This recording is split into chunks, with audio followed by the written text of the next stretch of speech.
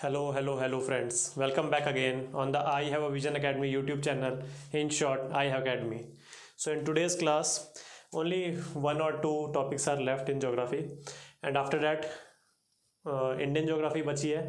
But I am thinking and contemplating on that. शायद से मैं कोई कोर्स में इंक्लूड कर दूंगा बाद में. सो स्टार्ट करते हैं आज का topic. Corals, a very short topic, and till the time we complete corals, शायद से 10 मिनट में, hardly 10 minutes we will complete it, and then we will jump to the tides part. तो छोटे छोटे टॉपिक्स बचे हुए हैं, टाइड्स, वेव्स, देन लैंडफॉर्म्स बचे हैं, पर वो तो आप जीसी लियोंग से भी कर ही सकते हैं. Glacier landforms, desert landforms, coastal landforms, तो ये सारी चीज़ें. कोरल से स्टार्ट करते हैं. What are these? तो ये हैं लार्ज अंडर वाटर स्ट्रक्चर्स. किससे बने हैं? स्केलेटन ऑफ कोरल से. कोरल क्या होता है? Now the corals have two things in it.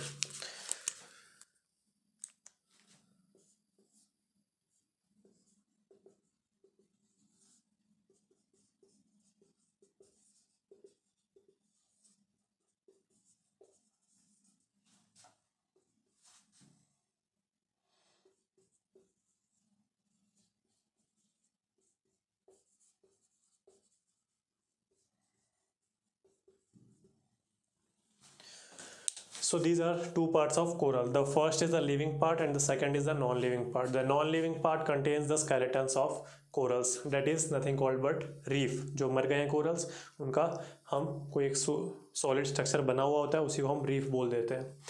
The living part contains two polyps or coral polyps and zooxanthellae. Zooxanthellae is an algae, single-celled algae है वो. And polyps वो क्या है? वो स्टेशनरी बींग्स हैं. यहाँ वो भी जिंदा ही है, पर वो स्टेशनरी है. आप जाके एक बार गूगल पे सर्च करना व्हाट आर कोरल पॉलिप्स, तो आपको इमेज दिखेगी, वो इमेज देखना एक बार. So these two are living in the symbiotic relationship. Now what is symbiotic relationship? A relationship in which both the sides are benefited by characteristics of the other partner.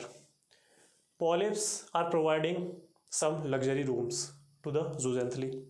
In return, zooxanthellae is providing some food, cuisine, ठीक है, croissant French में बोलते हैं, तो वो सारा provide कर रहा है किसे? कोरल पॉलिप्स को. क्यों? Because coral polyps can't do photosynthesis but algae can do photosynthesis. That's why zooxanthellae are providing food via photosynthesis and polyps are providing the residence to zooxanthellae. So these are living in symbiotic relationship. तो क्या बोला मैंने? Coral क्या? These are large underwater structures composed of or mainly built of the reefs or the skeletons of corals. ये दो part हो गए corals के. Now corals can be of two types. ये रिसेंटली स्टडी में आया है, तो आपको पता होना चाहिए.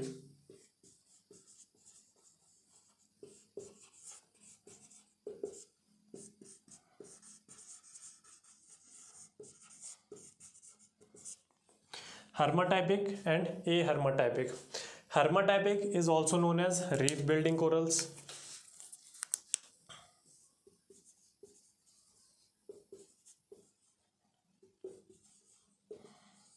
These corals live in symbiotic relationship.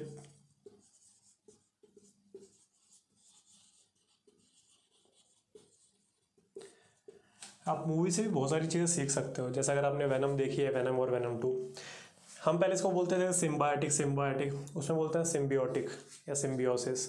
तो अलग अलग चीज़ है कि हम उनका एक्सेंट पकड़े या ना पकड़े, but we are following the foot steps of western world. तो symbiotic relationship. Hermatypic, reef building, symbiotic relationship. The algae, the zooxanthellae wants to do photosynthesis, so it requires solar power. इसका मतलब only in shallow regions.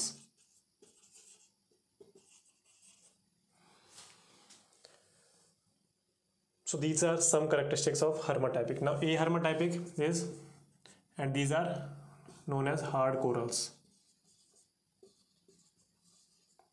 These are known as non-reef building.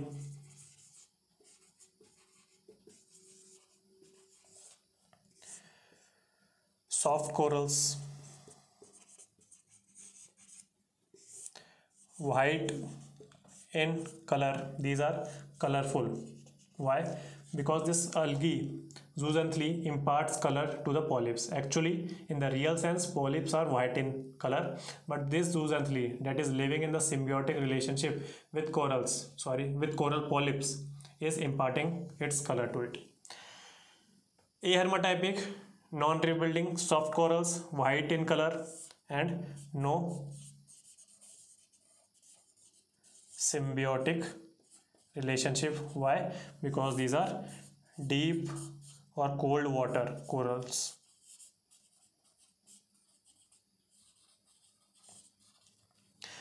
Now let us jump to some of the characteristics. अभी बता दूं वापस. Let us jump to some of the characteristics.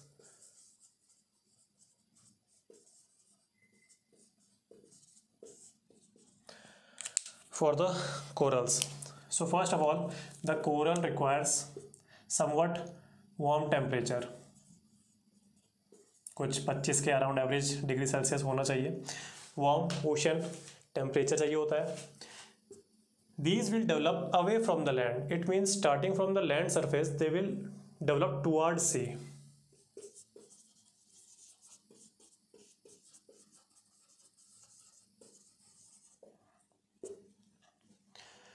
These corals will remain in the photic zone of water. It means shallow region. Why? Because I told you, बोला है मैंने वैसे पहले भी, and in the environment classes also we will see there are two zones in the upper layer of ocean, that is photic zone and aphotic zone. Photic zone up to 200 meters, up to which the solar radiation can penetrate through water. तो उसी में ज़्यादातर living organisms and plants grow करना चाहेंगे of course. So shallow water. Some salinity they prefer up to 25, and sediment free water they prefer, so they can get uninterrupted solar light. So these are some of the characteristics of coral. आपको कोई भी exam में पूछी जा सकती है. Warm ocean water चाहिए से up to 25 degree Celsius to 28 degree Celsius. They will develop towards sea. It means away from the land. These will develop in the shallow water region. These are the common characteristics or general characteristics, because here we can see there are deep or cold water corals also. Salinity they require. It means freshwater corals are not there. And the last one is the water has to be sediment free.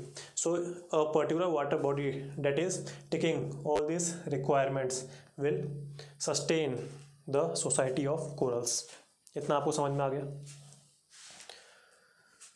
अब आते हैं यहाँ. I have told you there are two types of corals. The first is hermatypic and the second one is ahermatypic. In the hermatypic, these are reef building corals. ये रहते हैं symbiotic relationship में. इसका मतलब हमारे पास पॉलिप्स भी है, हमारे पास zooxanthellae भी है. As zooxanthellae will impart color, so they are colorful. As zooxanthellae is in symbiotic relationship with the polyps, it means they require solar radiation. Solar radiation मतलब shallow regions. These are reef building corals. इसका मतलब these are hard corals. तो ऐसे characteristics आप याद करते हैं. एहर्माटाइपिक में क्या होगा, आप कुछ भी याद कर लीजिए इनमें से एक, आपको आराम से पता चल जाएगा. या तो नॉन रीफ बिल्डिंग याद कर लीजिए, या नो सिम्बियोटिक रिलेशनशिप याद कर लीजिए, या डीप कोल्ड वाटर कोरल. कहीं से भी स्टार्ट कर लो. चलो डीप वाटर या डीप या कोल्ड वाटर कोरल से स्टार्ट करते हैं. हमको बस इतना पता है कि डीप वाटर कोरल्स होते हैं. अगर डीप वाटर है, सो हमने पिछली क्लासेस में देखा है, in the previous classes we have understood that as we go deeper into the water the temperature will decrease. इसका मतलब कोल्ड वाटर कोरल्स ही हैं, ये पक्का है.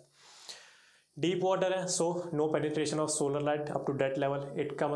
इसका मतलब क्या है, नो zooxanthellae. नो zooxanthellae मतलब नो कलर. अगर कलर भी नहीं है और zooxanthellae भी नहीं है, तो इसका मतलब polyps are white in nature. तो यहाँ कोई रीफ बिल्डिंग नहीं हो रही, सो सॉफ्ट कोरल्स. और अगर zooxanthellae नहीं है तो नो सिम्बियोटिक रिलेशनशिप. तो आप कहीं से भी स्टार्ट कर सकते हैं, बस एक याद करना है आपको, फिर आप सब याद कर लेंगे. I hope you understand the characteristics as well as the definition of corals as well as the classification of corals. Now jumping to the origin and development of corals.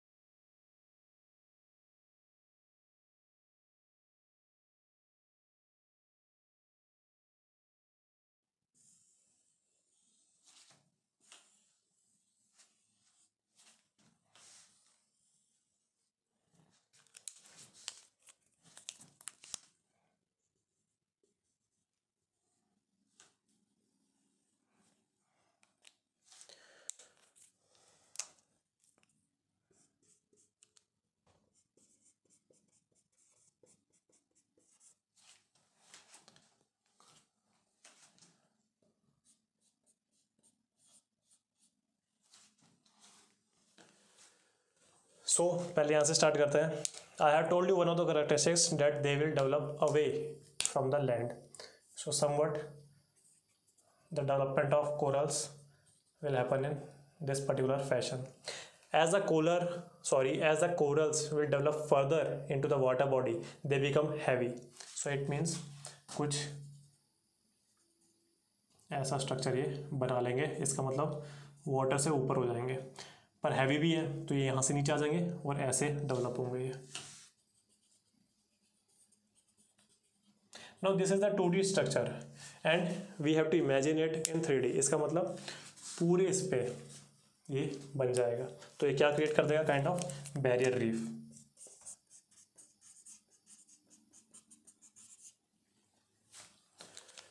तो ये इसके चारों ओर ऐसे आपको बीच में हमारे पास कोई आइलैंड दिखेगा और चारों ओर उसके आपको एक सर्कल दिखेगा कोरल्स का. The last one is atoll. Due to the erosion, यहाँ से क्या होगा? इरोजन होगा. क्यों? क्योंकि हवा बह रही है. So after the erosion, this particular continent, not the continent but the island, will submerge. Or due to the submergence, we can't able to see the island, but we see only corals.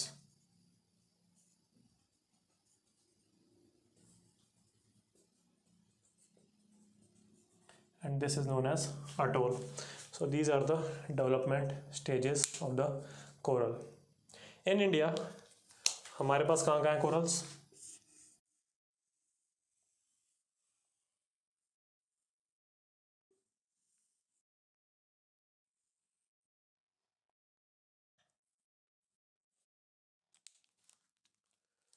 The first region is this region, that is Gulf of Kutch. The second is this Lakshadweep, which is the coral island itself. The third is this Gulf of Munnar, which is, by the way, the only marine biosphere reserve. And the last one is this Andaman and Nicobar island. इस बार का CDS paper देखा आपने? थोड़ा level कम कर दिया UPSC ने, बहुत ही थोड़े लो लेवल के क्वेश्चन आ रहे हैं. क्या बोला है? 10 डिग्री चैनल किसके बीच में? तो आप सबको पता है, लिटिल अंडमान और ग्रेट निकोबार के बीच में. साउथ अंडमान, चलो ये सब छोड़ो. डंकन पैसेज किसके बीच में? आप ये देख लीजिए. और भी एक पर्टिकुलर चीज़ है, द कोपेनहेगन क्लासिफिकेशन. तो वो हमेशा मैं देख रहा हूँ यूपीएससी प्रीवियस ईयर, हमेशा आप एनालाइज कीजिए. तो एक ना एक क्वेश्चन पूछ ही लेते हैं. तो अगर हम वो 4-5 चीज़ें याद करके जाएं, क्लासिफिकेशन क्या है, वो बोलता है कि कोपेनहेगन क्लासिफिकेशन में डेजर्ट्स को क्या नाम दिया गया. तो ऐसे बहुत सारे सिंबल्स हैं, AWG, CWM, CM, ऐसे करके नाम है बहुत. तो हमको 3-4 के बड़े बड़े चीज़ों के पता होने चाहिए. लाइक डेक्कन का पता होना चाहिए हमें, देन हमें राजस्थान का डेजर्ट्स का पता होना चाहिए, देन हमें मध्य प्रदेश मिडल पोर्शन का पता होना चाहिए, and we have to revise the great plains. तो अगर 4-5 आपको याद है तो वो क्वेश्चन भी आराम से हो सकता था. Then one of the questions को ध्यान आ गया, वो क्या था? That is regarding temperature inversion. तो उसका बहुत ही प्यारी सी सुंदर सी पहले ही पॉइंट में लाइन दे रखी थी कि कौन सी सफिशिएंट कंडीशन है ये, और या तो कौन सी सबसे ज़्यादा सुंदर अच्छी कंडीशन है फॉर द टेम्परेचर इन्वर्जन. इसी लाइन पे था, यही क्वेश्चन ही था. तो उसमें था लॉन्ग कोल्ड विंटर नाइट्स. तो उसका एग्जांपल, उसका आंसर वही था. So in these 4 reasons we will able to find the abundance of coral. Now these corals, the nature is itself harming them as well as we are harming them. It means our anthropogenic activities are also harming and damaging these corals. There are number of services that have been provided by these corals. आप net पे जाके देख सकते हैं, because this is a prelim oriented class. Provisioning services, recreational services, tourism services, support services. So these are number of services that have been provided by corals. But due to the natural factors as well as due to the anthropogenic factors, these corals have been destroyed. Natural factors means actually these corals are very sensitive in nature. It means 1 degree rise or fall in the temperature it is harming और affecting the coral. और उससे क्या होता है, as soon as due to natural as well as anthropogenic factors the corals have been affected, इतना effect हो जाते हैं वो थोड़े से कि जो जूजेंथली है, जो अलगी है, वो we are talking about the shallow water corals और द जनरल कोरल्स जो हमें नैरो सी में ऊपर ही मिल जाते हैं। तो इतने ज़्यादा इमोशनल है कि उनको थोड़ा सा भी आप कहीं भी परिवर्तन कर देंगे उनके एनवायरनमेंट में, so this zooxanthellae will get गुस्सा एंड ही विल डू महाभिनिष्क्रमण। क्या होता है महाभिनिष्क्रमण? बुद्धा अगर आपको ने पढ़ा होगा तो आपको पता होगा। So they will leave their houses, they will leave corals. As soon as they will leave corals there is no food available to the coral polyps as well as there is no colour. So these coral polyps will turn white in nature।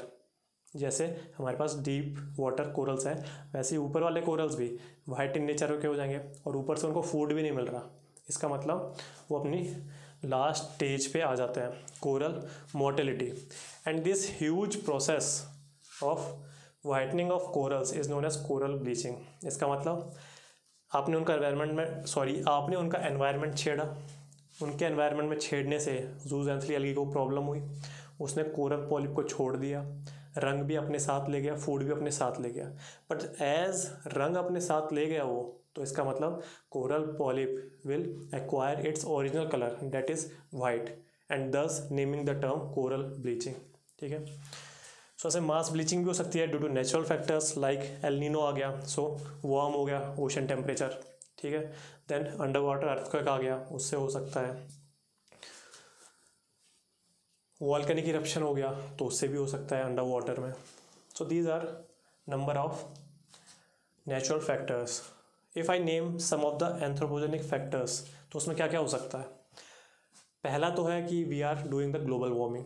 जब global warming हो रहा है तो क्या हो रहा है, देखिए एक तो वाटर का टेम्परेचर बढ़ रहा है and second of all the water level is rising। as the water level is rising, so पहले यहाँ था एफोटिक जोन अप टू 200 मीटर, ये था हमारा फोटिक जोन, सॉरी एफोटिक बोल रहा हूँ, यूफोटिक या फोटिक जोन। तो water level has been increased, this is the water level. तो इस फोटिक जोन का क्या होगा, यहीं तक सनलाइट अभी पेनिट्रेट कर पाएगी क्या? नहीं कर पाएगी। It means the photic zone will shift upwards. तो क्या हो गया, यहाँ तक फोटिक जोन हुआ तो जो यहाँ कोरल्स हैं उनका क्या होगा, दिक्कत हो जाएगी।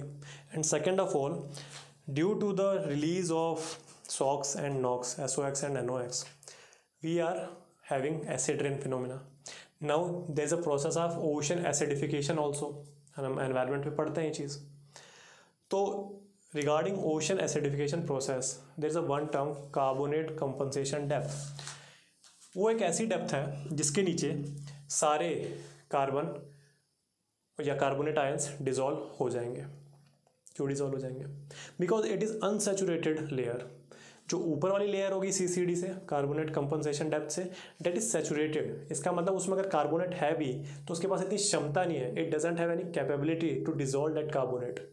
But if we are talking about the lower layers, they are unsaturated. It means whatever ion you will instill in the lower layer, it will get dissolved in the water itself.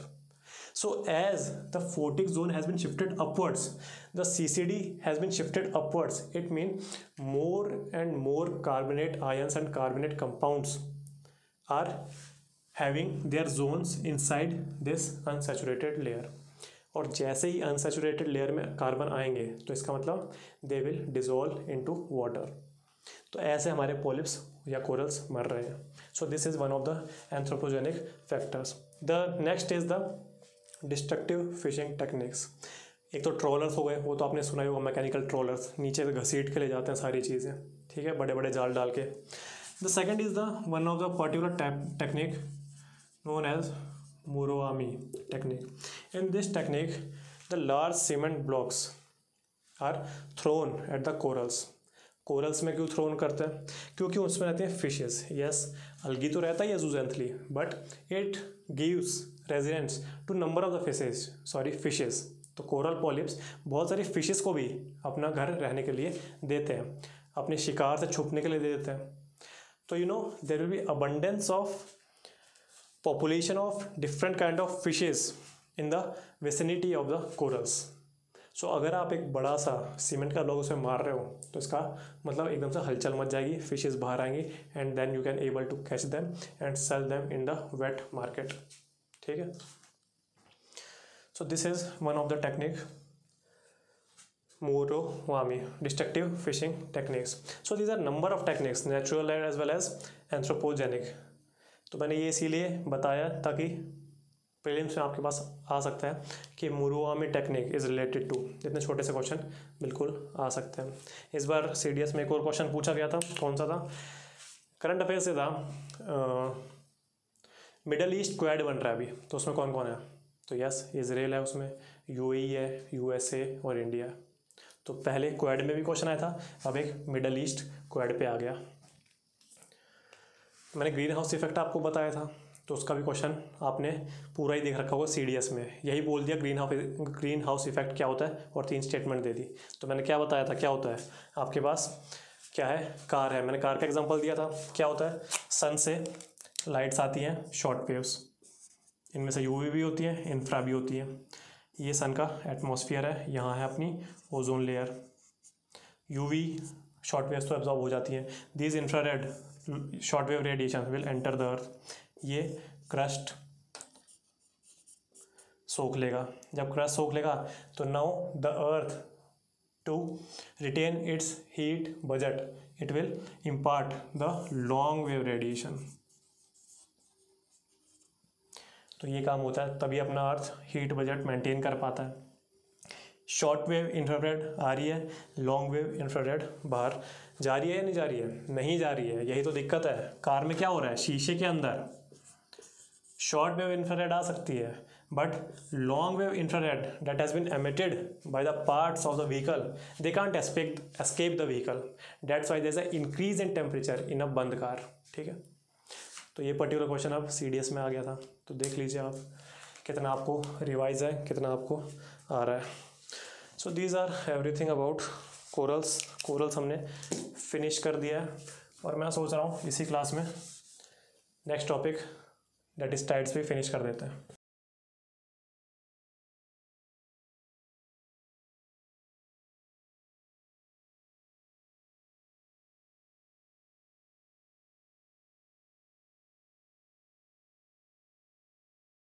कुछ दिन से आपको video थोड़ी अटक अटक के मिल रही होगी, तो उसका क्या करूँ, मैं कुछ नहीं कर सकता क्योंकि इतने पैसे नहीं हैं। ठीक है, तो मैं ये नहीं बोल सकता कि नहीं we are working upon that, क्योंकि मैंने नया ही कैमरा ख़रीदा था, but there is a malfunctioning in that camera, तो क्या ही कर सकते हैं। पर ठीक है, आपको समझ तो आ रही है चीज़ें, चाहे थोड़ी अटक अटक के आ रही हैं। क्या स्टार्ट कर रहे थे हम, टाइड्स।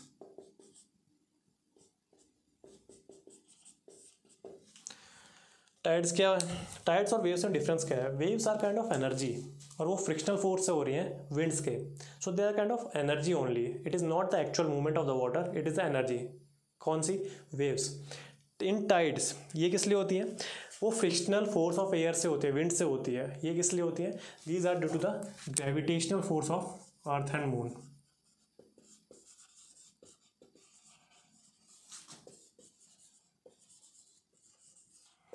Sorry, sun. और भाई पास कौन सा है, so the actual effect of moon. Tides में बहुत सारी चीज़ें बताने की, और सारी चीज़ें आपको रटनी पड़ेगी, क्यों, क्योंकि प्रीलिम्स पॉइंट ऑफ व्यू से बहुत ही इंपॉर्टेंट चीज़ें हैं। बताता जाता हूँ, आप लिखते जाइए। The first thing is it is due to the gravitation force of sun and moon, ज़्यादातर मून में। 3-4 टर्म बताता हूँ, एक होती है पेरिजी एंड अपोजी, एक होती है पेरीहिलियन एंड एपीहिलियन। पेरी, जहाँ भी पी आपको दिख रहा है, डेट इज़, आप ऐसे याद कर लीजिए, पास, P for peri, P for पास। Lion, lion is a king of the jungle, इसका मतलब we are talking about big things, understood. कैसे ही अप्लाई करना है, अब ये देखिए,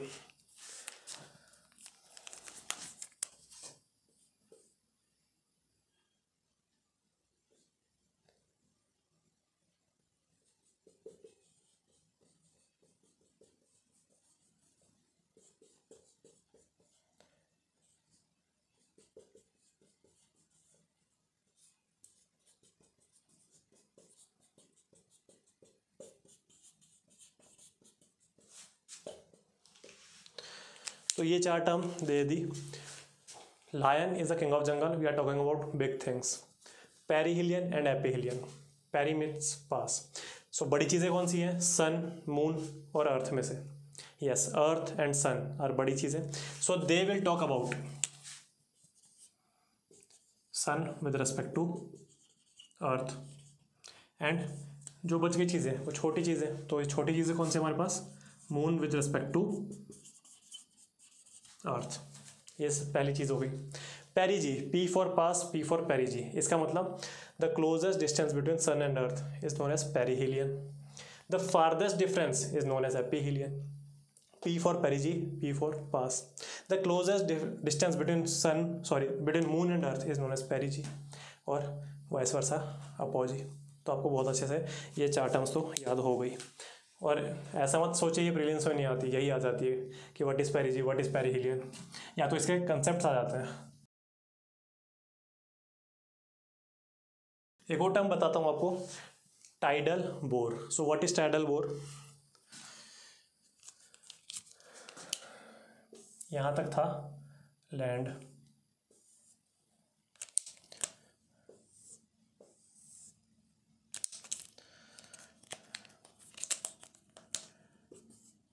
इधर से आ रही है रिवर और ये फिर ओशन में समा जा रही है.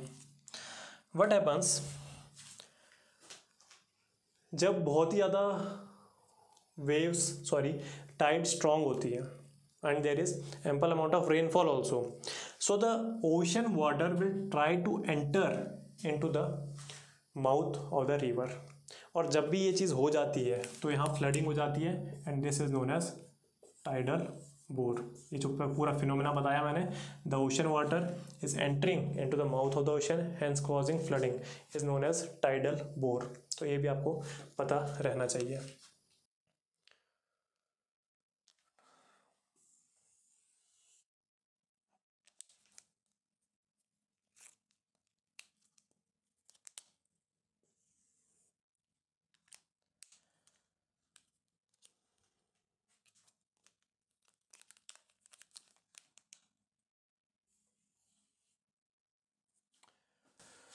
चलिए यही देख लेते हैं.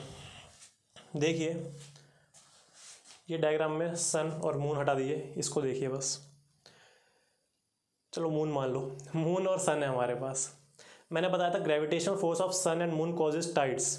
और टाइड्स क्या है? 2 प्रकार की टाइड होती हैं, high tide and low Tide.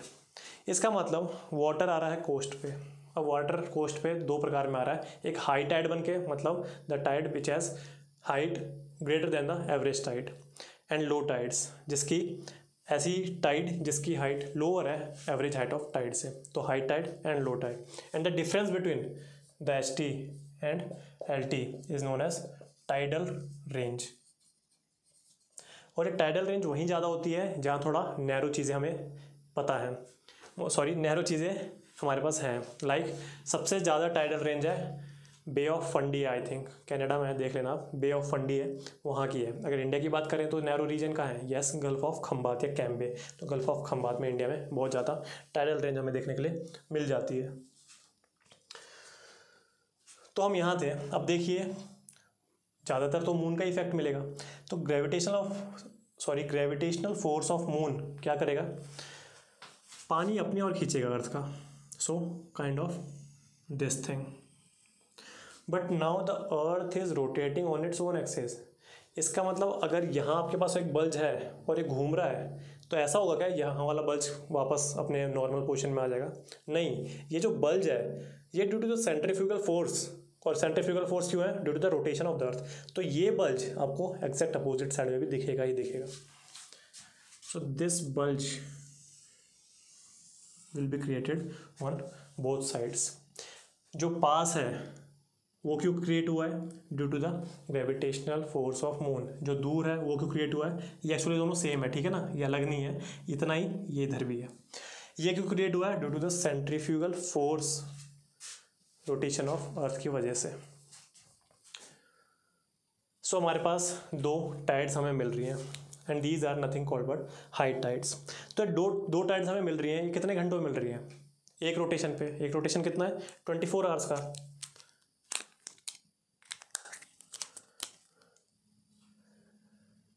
तो 24 आवर्स में हमें 2 टाइड मिल रही हैं। तो हमें एक HT कब आएगी? 12, मतलब 12 घंटे में एक हाई टाइड हमें मिल रही है। बट दिक्कत क्या है? The earth is rotating on its own axis as well as the moon is also revolving around the earth. तो दिक्कत यहीं आ जाती है कि कोई हमारे पास पॉइंट फिक्स नहीं है। तो इससे दिक्कत क्या आती है? दिक्कत ये आती है कि exact 24 after exact 12 hours we don't see और witness the second high tide. क्यों? Because the second high tide is delayed, इसकी वजह से by 26 minutes. Understood? So that's why हमारे पास आता है 12 आवर 26 मिनट। इसका मतलब 2 हाई टाइड के बीच में गैप कितना है? 12 आवर एंड 26 मिनट्स। अंडरस्टूड? अगर फुल टाइम पूछ लो तो कितना हो जाएगा? These are 24 hours and this is 52 minutes. तो ये पूरा टाइम था, हमको बाई 2 करना पड़ा। क्यों बाई 2 करना पड़ा? मैंने अभी आपको बताया। तो 12 hour and 26 minutes. But every high tide is accompanied by a low tide. So अगर हमें लो टाइड का निकालना है कि लो टाइड कब आएगी, तो वापस, तो मतलब in 6 hour and 13 minutes we will experience a low tide. 0 hour पे हाई टाइड आई, 6 आवर 30 मिनट्स पे एक लो टाइड आई, 12 आवर 26 मिनट पे एक और हाई टाइड आई एंड द रोटेशन और सीक्वेंस विल कंटिन्यू। अब मेरी बात सुनिए, हमको 2 हाई टाइड ये मिल गई, तो इसका मतलब यहाँ है लो टाइड्स। ठीक है, अब हम आ जाते हैं अपने कॉम्बिनेशन पे sun, earth and moon. Whenever we will see a line of sun, earth and moon, इसका मतलब they are in सिसगी।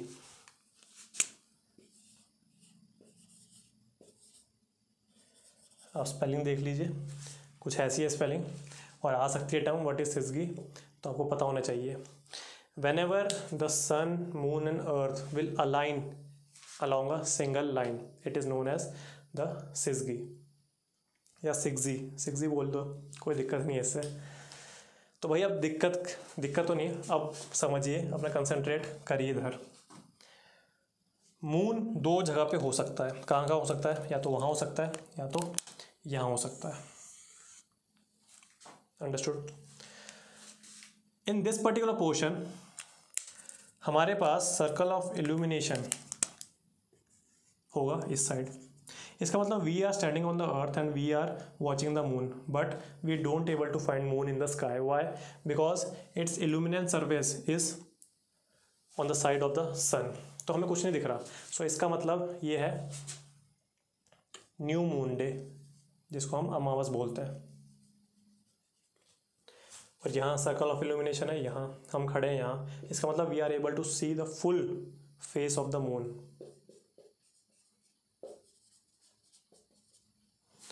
So on the full moon day as well as on the new moon day, we can experience the spring tide. This is known as spring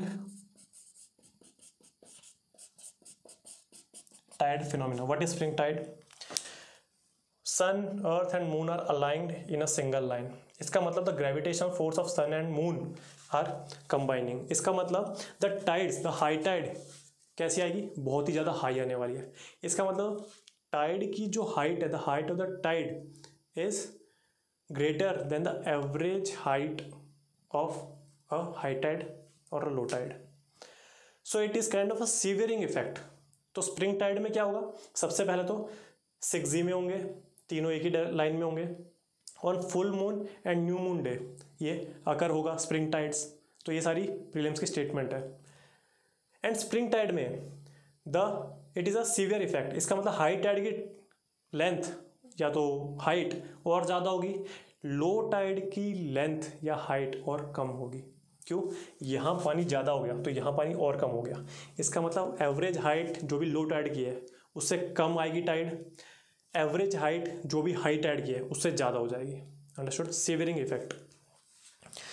इसी का उल्टा 4 quarters of moon are there, so we can have moons in second and fourth quarter also. Here and यही मान लीजिए अभी के लिए इधर। सो अब ये दोनों फेसेस हटा देते हैं।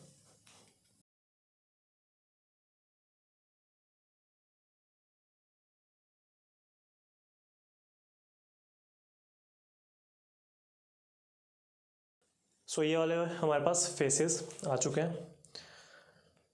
अब इसमें क्या होगा, इसमें भाई तीनों परपेंडिकुलर हैं एक दूसरे के। अगर तीनों परपेंडिकुलर हैं so there will not be a sum of the gravitational forces of sun as well as moon.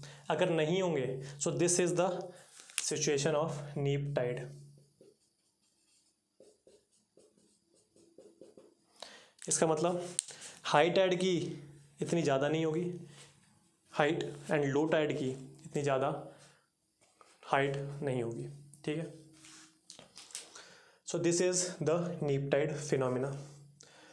अब एक चीज़ आ जाती है super moon. So what is super moon? देखिए एट द पेरिजी, मैं क्या बोल रहा हूँ, at the perigee and during the no moon day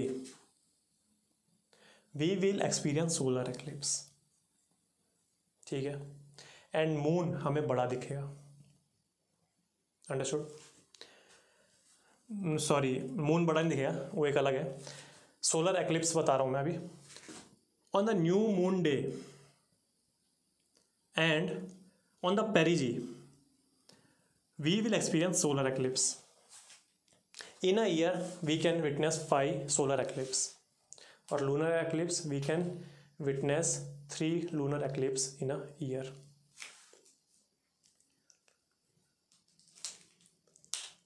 फिर एक और बात आ जाती है द सुपर मून की, है ना। तो सुपर मून कहाँ आएगा? इधर आएगा, on the full moon day. तो जब भी फुल मून डे होगा तो यहाँ हमारे पास बड़ा दिखेगा यूजुअल से ज़्यादा। क्यों? क्योंकि पेरिजी पे है मून, तो उसी को बोल दिया जाता है फुल मून डे, ठीक है। So observe this first.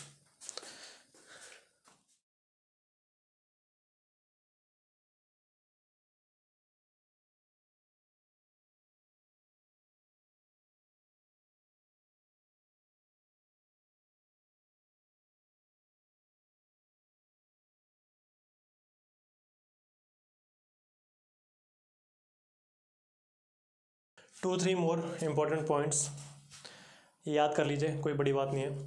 Southern winters are more severing than the northern summers. तो ये एक पहला पॉइंट है कि northern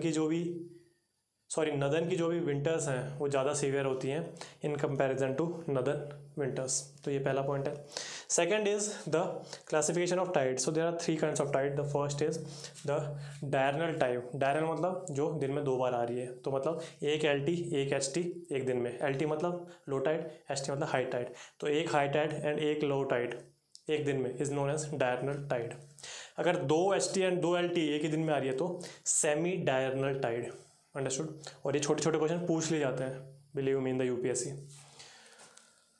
and the last is the mixed tide. इसका मतलब कि थोड़े ज़्यादा HT और LT, कभी HT LT उनकी हाइट में भी वेरिएशंस होंगे। ऐसा नहीं होगा जितनी हाइट HT होगी उतनी हाइट सेकंड HT की होगी, ऐसा भी नहीं होगा। So everything is in variable proportion. So ये था पूरा आज की class. In the next class we will dwell into the theory of the waves. उसके बाद देखते हैं, थोड़ा टाइम मिल जाएगा तो। वैसे तो कोर्स ख़त्म हो गया ये। इंडियन ज्योग्राफी पहले मैं सोचा था करवा दूँ, पर उसके बाद सोचा ठीक है कोई कोर्स में डाल देंगे बाद में, तो आप वहाँ से भी उसे अच्छे से कर सकते हैं, क्योंकि उसके भी बहुत अच्छे से नोट्स बने हुए हैं। And everything is covered in the notes. जितनी भी छोटी छोटी चीज़ें UPSC पूछ चुका है प्रीवियस ईयर में, और जो भी एक्सपेक्टेड है वो सारी चीज़ें उस कोर्स में अवेलेबल होगी। So up till then, if your concepts are getting cleared and you are liking the teaching style, so please like the video, share it with your friends and subscribe to our YouTube channel. तब तक के लिए goodbye, जय हिंद।